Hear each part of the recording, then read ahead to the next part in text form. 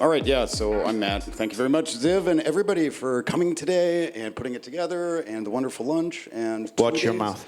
Yeah, I'm already thinking about it, bud. Thank you, though.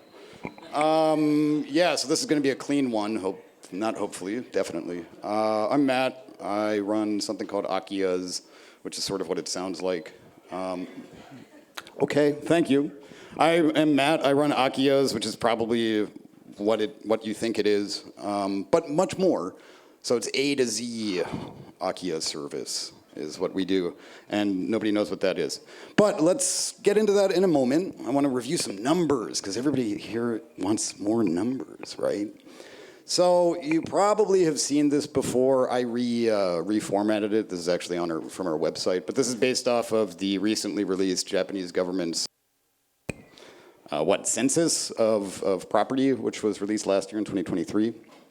And so, oh my goodness, wow, there's more and more Akiya. Amazing. We all knew that. But that's due to what? Like a few reasons, right? There's population decline, which itself has a number of reasons behind it that we won't get into.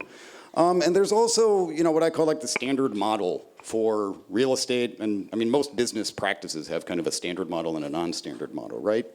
And so, at least for Japan, standard real estate kind of looks like Tokyo. Like that's it, right? And so that has, it's certain, I always use the word calculus to it. Like the way that Tokyo real estate works, there's an equation for it, right? It's kind of multifaceted and whatnot, but there's like a set way that you do it. And that model is really good for Tokyo. Maybe not really good, but like it's good enough, it works. And it's designed for what metro areas are. It's not designed for rural areas. It doesn't work very well out there. However, the same exact model is being applied out there as it is here. And so to me, it's no wonder that, oh my goodness, wow, there's more Akiya. Why could that possibly be? It's because the business model doesn't work, okay? Well, that's not the only reason, but that's like a big one. So yeah, there's Akiya numbers. What hasn't been talked about so much, though, is the build rate numbers. I don't think I've heard this come up yet, right? So we've got Akiya increasing in numbers for a number of reasons. We have a population decline happening as well. But then also, at the same time, we've got, since I think this is actually 1983. Yeah, this one. New builds are actually going down. Obviously, it's still a positive number, but it's lesser and lesser and lesser. And so, I don't know, I can't make an exact prediction, but sometime in the near-ish future, it's feasible that not only will we have steadily increasing numbers of Akiya, we're also going to see fewer and fewer and fewer new builds. So that model of what real estate is and what you buy necessarily will have to reflect that reality that we're relatively quickly approaching. So I think that's kind of neat, right? What's my next slide? Oh yeah, so that's kind of a precursor to what we do, right? There's a whole bunch of stuff out there that nobody has accessed or really bothered analyzing. And so we go out and do that, right? And we do that a few ways in partnership with a bunch of folks. Yamamoto Property Advisory, number one, is right here in the house. Helps us with actual brokerage so we can make those purchases happen. We also are partnered with MailMate, who manages, number one, mail, which sounds maybe not all that interesting, but it is for people who live outside of the country and need to pay bills and taxes and things like that. So even if you don't live in Japan, with MailMate, you can actually make all of that work. And then also, we're partnered with Haneda International, who is a legal firm that helps you set up kabushiki kaisha, or like GKs, KKs, whatever. So if you want to start a business in Japan, they get it done. All of that wrapped together is like a really nice package and stuff. So if you find an Akiya and you want to do business, like we can help you do that. But more importantly, goats. Let's talk about goats. This is Michan, and I don't like him very much. He's about 5 years old, and for the first 2 years of his life, he was very much alone. And this is why he's so cantankerous. But he also represents a very interesting opportunity, which is goat rental services. In Yugawara, and I'm getting to a point. One stop up from Atami is a place called Yugawara. And it's a nice little town and everything. And a good friend of mine, his name's Masato, he's bought a number of Akiya and turned them into interesting businesses. But he also owns a number of goats. And I've actually accompanied him all the way up to Yamagata in a K truck to go get a goat in the mountains. And we brought him back down, right? And what he ended up realizing in his Yukawara, there's a whole bunch of Akiya, but there's also a whole bunch of Akichi, and especially a vacant farmland that still has an owner, they just can't do anything with it because it's like one 80-year-old person, right? And they've got hectares and hectares of land. And so it gets overgrown, and then it gets worse and worse and worse and worse, right?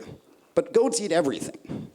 And so what Masato-san has done is gotten a bunch of goats, and now he charges all of these people who have overgrown, semi-abandoned land to get the goats onto that property, eat everything, and then they can start using it again, right?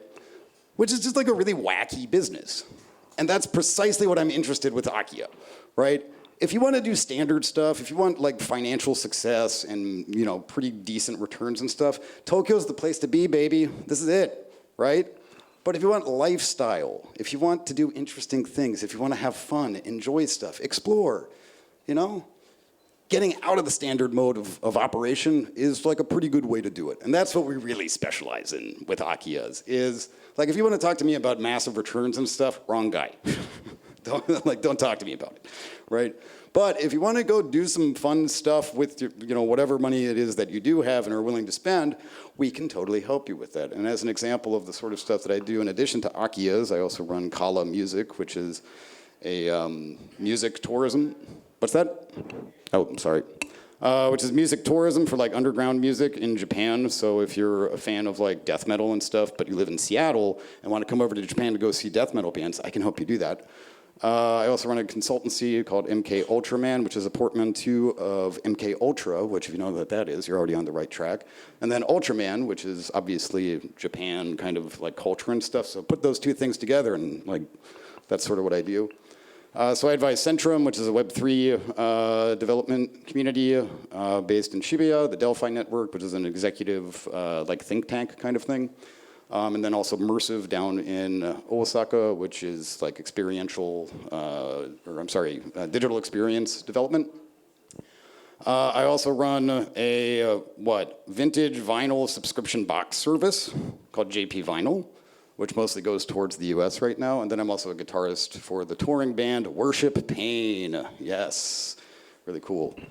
And so what I really want to talk about today, though, is not really any more numbers. I just want to talk about like cool stuff that you can do and that I've seen and that I've done.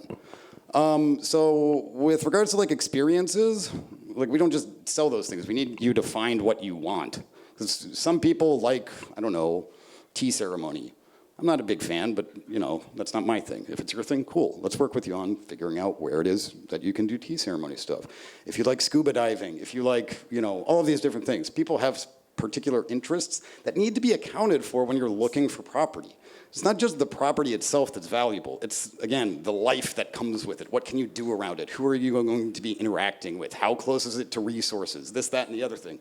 If you don't consider that when you buy something, and all you're thinking about is the house or the building itself, you're not gonna lose, but you will like lose out a little bit anyway on opportunities that are available to you. And so here are some examples. This one's really fun. So over in Sagamihara, there is, his name's Kai, and he runs something called Vanguard Backpackers. For 10 years, he was a boxer on the international boxing circuit, right? He's a real good guy. He inherited his grandfather's Akiya, and when he came back to Japan, you know, he wanted to quit boxing, but he still likes doing that. So with his Akiya, he turned it into, well, number one, a share house. But it's also in the middle of the forest, a boxing training gym, which is extremely unique. I've never come across that before. And here's me doing that when I had a very large beard. Actually, it got much bigger. Here we go. Wait. There we go. So yeah, in the middle of the forest, like you can train with a boxer. He also built a sauna right next to the river nearby.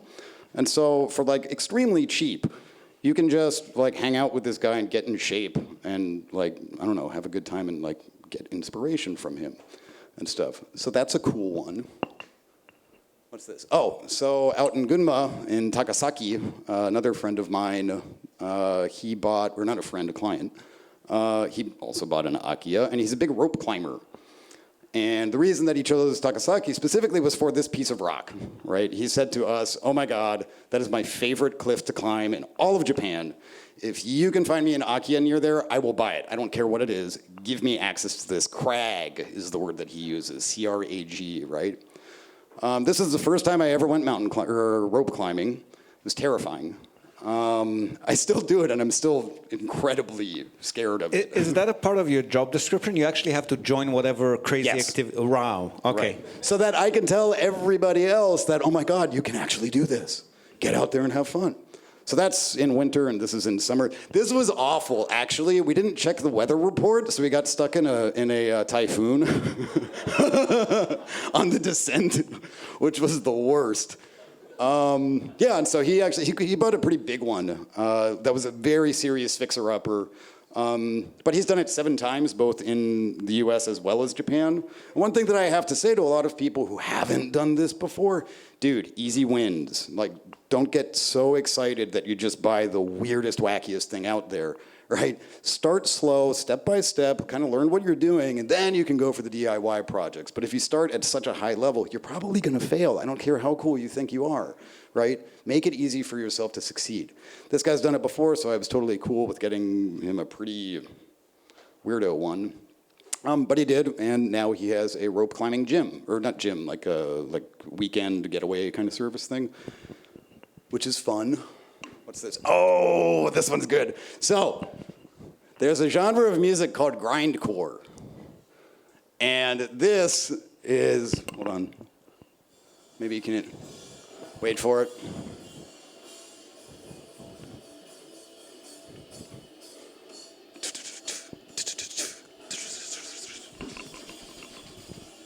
So yeah, this is at a mountaintop temple last year in Nagano.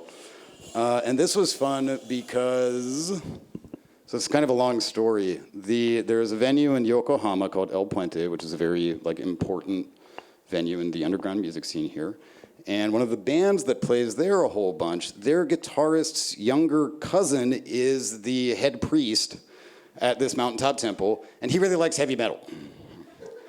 And so we carted a whole bunch of amps and drum kits and PAs and everything up to this Shinto temple in the middle of nowhere, Nagano, and had a really good time. So that's not necessarily an Akiya, but it's kind of Akiya adjacent, which is to say, like, oh, here's a weird thing that you could do in the middle of nowhere. What's next? Oh, here we go. That's a hakubishin. Does anybody know what's hakubishin in English? It's like a weasel or something. This is one of my favorite Akiya stories, actually, though. So, in Yugawara, there were 3 butcher sisters in Tokyo. And they figured out that in Atami and Yugawara, every year there's an annual cull of deer and boar, because they're a big nuisance, right? And so they bought and it's like 10,000 yen per kill. But they never did anything with the dead bodies. They just had carcasses. And so these butcher sisters were like, wait a minute. The government's paying them already to kill these things. We can just get free meat and then sell it. And so they bought an Akiya, they turned it into a butcher shop. Now it's called Yamano Megumi, and they're my butchers. And I love them, they're great. And so every once in a while they get weird stuff, and so we bought this like 2 years ago or something, the Hakubishin. But anyway, you can be a butcher in an Akiya. And then most interestingly, most recently anyway, a friend of a friend had a decent amount of money and ended up buying an entire Aki ryokan and needed somebody to like go in there and like fix it up and clean it and kind of manage it and everything. And so now I'm down living half the time anyway in Yugawara, literally in a ryokan, which is really cool. I can actually say like, oh, hey, you want to come to my, well, not my, but because I don't own it, but yeah, I'm in a ryokan, which is neat. So that's just me running around, right? But I also want to get people doing stuff. And what I've noticed is, especially within major like cities, most people just think of like, I always call it not Tokyo, right? If you say like rural Japan or Inaka, that basically just means, oh, it's not Tokyo, right? And a lot of folks, have like kind of a blanket understanding of what that is, which isn't a very good understanding. And so they don't know what to do, they don't know where to go, they don't know who to talk to, they don't know how much it costs, they don't know how to get there, all this stuff, and so they don't go, And so the easiest way to get in there is to just give people ideas. And so one thing that you can do, you can subscribe to get some ideas if you want, is just show people the way. What do you eat? Where do you stay? How do you get there? Right, those three major things. So I went down to Shimane, which I had never been to. Nice place, difficult to get to, I'll give it that, but it's also kind of an adventure. So go to Shimane and have some fun there. Also done, Izumi is a hot spot. If you like Chiba, look at Izumi. Right now, if you want to get an Akiya out there, I see a lot of really interesting things on the market right now. So it's like the Onjuku area.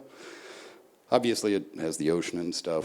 And it's pretty accessible. It's not so far south in Minami Boso that it's like difficult to get to, but it's a little bit out there. And then recently, too, I've been digging into the Tokyo Islands. This one's interesting. So, like, you guys know where Shimoda is, right? Yeah, down the tip, the southern tip of the Izu Peninsula. On a good day, you'll spend like 3 hours driving there. There'll be a little bit of traffic and whatnot, but normally it's like 5 hours and you're just stuck in traffic the whole time and it sucks. I like Shimoda. It's a nice place if you can get there. But getting there is kind of a pain, and so I'm a little bit like mixed on it. It's like 3 to 5 hours, right? Hachijojima from Haneda Airport is 45 minutes by plane. And you can get the same beach experience, in fact, probably quite better, because it's not very popular yet. Whereas Shimoda is kind of full of, everybody and their mother. So yeah, if you want to have that kind of experience, guess what? You can just go to the airport and spend 40 minutes on a plane, and suddenly you're in this pristine, island nation sort of thing, having a good time. So that's one other thing that we do. But then also sometimes people like to have their hand held. And so we also put together like exclusive weekend retreats to take people out and like experience rural Japan as well as Akiya. This one, do I have a slide for this? Oh, all right, I guess we can start with this one. So this is out in Ashigara. Friends of mine, they bought a tent sauna right here. And then they don't own the waterfall, but it is near a waterfall. And so yeah, we just like take people out there and basically have just like a sauna waterfall day and show them Akiya at the same time, which people enjoy, seem to anyway. What's this? Oh, we also do scuba trips. And this was just like really pretty. This is 2 months ago? Last month, I think, down in Nibukawa, which is near Izu. Yeah, literally there are 2 cabins that I can rent, and there's a scuba shop next door, and then we did I did a little bit of research on where Akiya in the area are, and just kind of walked past them. Didn't do any visitations or anything like that. But yeah, so you can go scuba diving and check out Akiya at the same time if you want, which was a good time. And then, I'm probably going through this way too quickly. Come on, here we go. Okay, so that first slide is also at the same place. This one's super duper interesting because there was a really big fire in a village that somebody set accidentally. And they burned down the village, more or less, which really destroyed this guy's social capital. Like, don't burn down your own house, and definitely don't burn down other people's houses. You will never recover from that. So it's kind of sad. But a friend of mine figured this out about 10 years ago and realized that, oh my goodness, it's not just an Akiya, it's plural. It's a village that I can get. And so he ended up acquiring most of the land in that burned down village. He's done quite a bit with it. One is in the background here, that's a kominka that he did, yakisugi, so you like the charred wood sort of thing. He's built everything. There's a sauna right behind us. What else? Anyway, yeah, it's real cool, and he does sustainable farming, which he's made a business out of successfully. And yeah, it's just super inspirational. What's next? This one's fun. So, like I was saying about Tokyo, though, a lot of people just don't even want to leave Tokyo. They don't know how to, which means I need to access them while they're in Tokyo, right? And then get my hooks in them and then pull them out of the city. And so we also throw DJ concert parties, which actually this one was last Friday. We did the second one over in Hatagaya. And so that's basically just hey, come party with us and think about Akiya at the same time. And if that's what you want to do, then sure, we can help you out. So this one's very unexpected and kind of accidental, but I'm actually really happy that we're doing this because I think it's just totally off anybody's radar. of what to do. And then, I think this is my last slide, but out in the northern reaches of Kyoto, in an extremely rural area called Miyama, which is like beautiful mountains, there's this beautiful Kayabuki Yane that we're now representing. And one thing that is really frustrating for Akiya sellers agents is like travel and visitations and things like that. And the standard market dictates kind of what a visitation is. So for example, or the example that I generally use is a lot of properties in Shimoda that I previously mentioned are actually managed by Atami agents, which means if you want to get a visitation, that agent in Atami needs to go all the way down to Shimoda, and it's like, you know, a 5,000 yen or $5,000 Akiya. Like that's 4 hours there and back, however much that costs with the gas. Even if they sell the thing, why would they bother doing that? And so that model doesn't really work, but what we're starting to do, and this is the first one, if you're interested, let me know, is actually like Akiya tourism, overnights for potential buyers. This thing is about a little over 2 hours north of Kyoto, like I said, extremely rural. So if you want to get a visitation of it, you're gonna be going pretty far no matter what. You might as well have a nice meal, hike around a little bit, see what it's like to sleep there, play in the river that's right next door, and do all of these things, such that then, once you're done, you can say, you know what? That was a really good experience. I like that property a lot. I think I'm gonna buy it. So yeah, that's part of our sales funnel as well. Which brings me to the end. I'm probably like entirely too fast with all of this stuff, but Akiya are really cool and everybody loves talking about it, but like stop daydreaming, get out there and just like go do stuff. And like sometimes you'll cut your finger or whatever or get dirty. It doesn't matter, you won't die. Right? And then you'll figure out, oh my God, actually I really enjoy doing this thing in this area versus that area and everywhere else. This is the one that I really like and like really jives with who I am and what I want to do and what I enjoy. So maybe this is where I should buy an Akiya. And I think that's the end. So questions? Before Q&A, can I just add something? You're probably aware of that, sure. But in case people are not, last July a new legislation came into effect allowing real estate agents to charge a minimum commission even if the property is $5,000 or whatever the case may be. So if it's under 330,000 yen, including tax, they will still, if the official commission is under that, they are still allowed to charge that as a minimum. That's an incentive to get them a little bit more motivated to actually move those older properties, because they obviously have been going, like Matt was saying, 4 hours back and forth to sell something for a commission of $1,000 or $500, whatever it is. Hopefully that'll make a change, but factor that into your calculation. Sorry, Q&A. I'll go for it. Now. Any questions?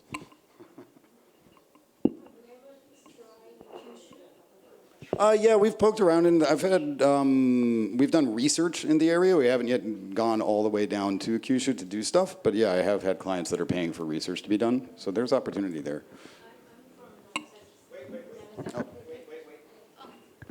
I'm from Nagasaki. Oh, okay, great. There are many, many great Akiyas there. Yeah.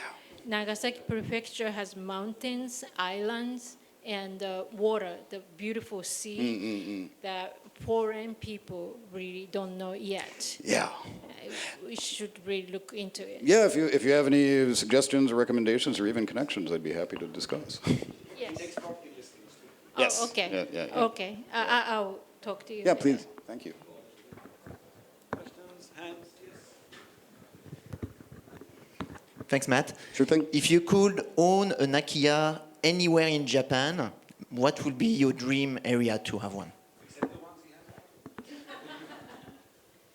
That's a really tough question, and it's a good one because it also brings up something that I don't think I forgot about, but I think is very important.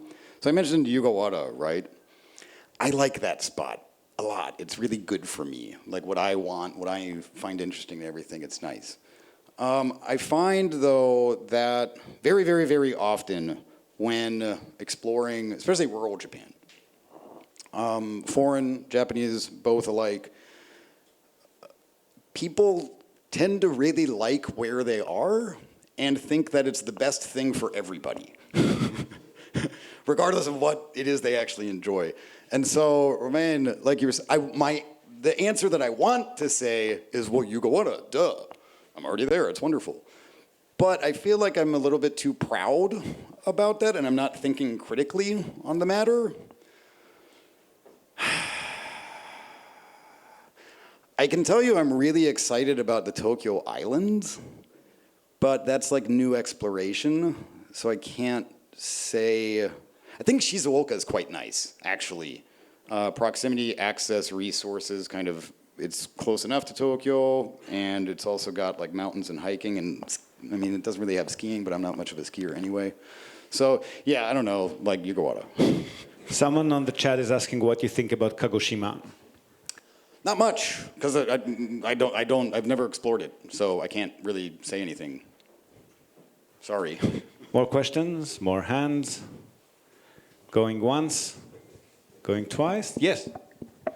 I wanted to know, what is the true cost of buying an IKEA? Super good question. I feel like every answer these days now, well, it depends. I'll tell you this, don't buy cheap stuff. And by cheap, I mean probably bare minimum sub 12 million or so. I mean, it depends on the area and whatnot. But the fact of the matter is, unless, again, like I've had clients who like DIY stuff. If that's what you want to do, cool, let's go cheap. It's fine. So long as you know what you're getting into. I'll get paid anyway, it doesn't matter. But from a strictly like keys in hand, open the door, and ... like what happens? If you want to get in there and sleep and go to bed and cook and like basically use it like it's supposed to be used without much cleanup or renovation or anything like that, I'd say if you start with about 12 mil, 15 mil would be, I mean, the more obviously the better, but yeah, from a bare minimum point of view, it used to be around 8, like Atami was quite affordable up until, I mean, it's still not bad.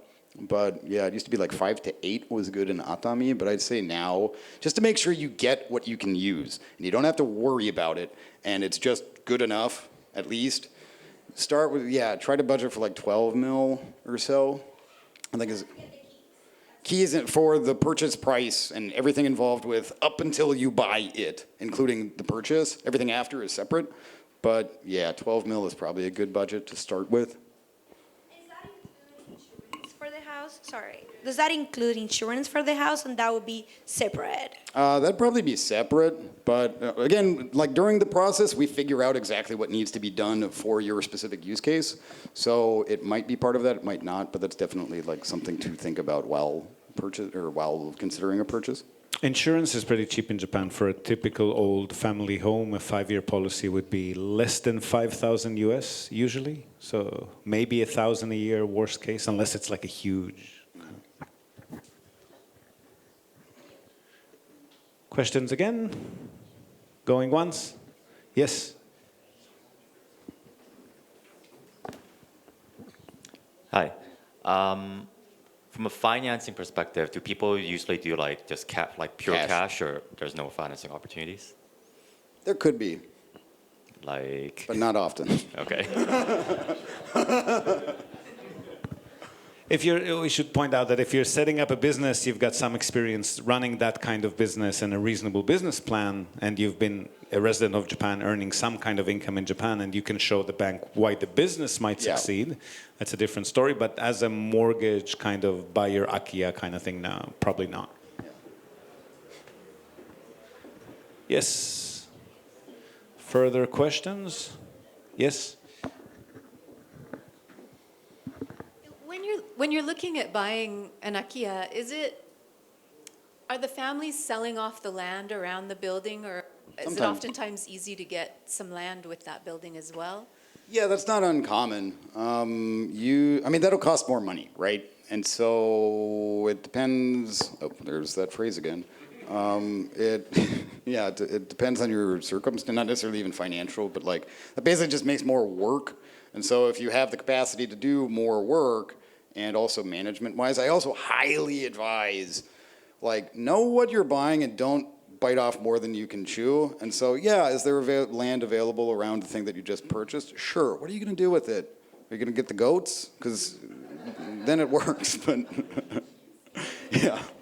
And don't try to trick the farmer unions. People buy farmland and say, yes, yes, yes, we'll be farmers and members of local farmer unions. That's the worst possible way to get on the bad side of your neighbors. I would not advise it. Yeah, I'm glad you bring that up, though. Another really interesting point that I occasionally run across, people want to buy farmland, right? And they're like, oh boy, I'm going to be a farmer, and blah, blah, blah, blah. And it's like, no, you're not. Like,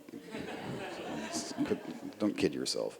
But, people got a green thumb. And they kind of figure like, all right, Akiya, Akichi land, like I want to garden, maybe I should buy some ag land, but then there's licensing and they're not a farmer, and they get all like depressed and stuff.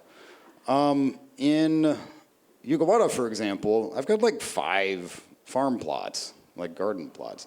And you know how you do that? You just become friends with the farmer who's already licensed and got the goats to free up some land.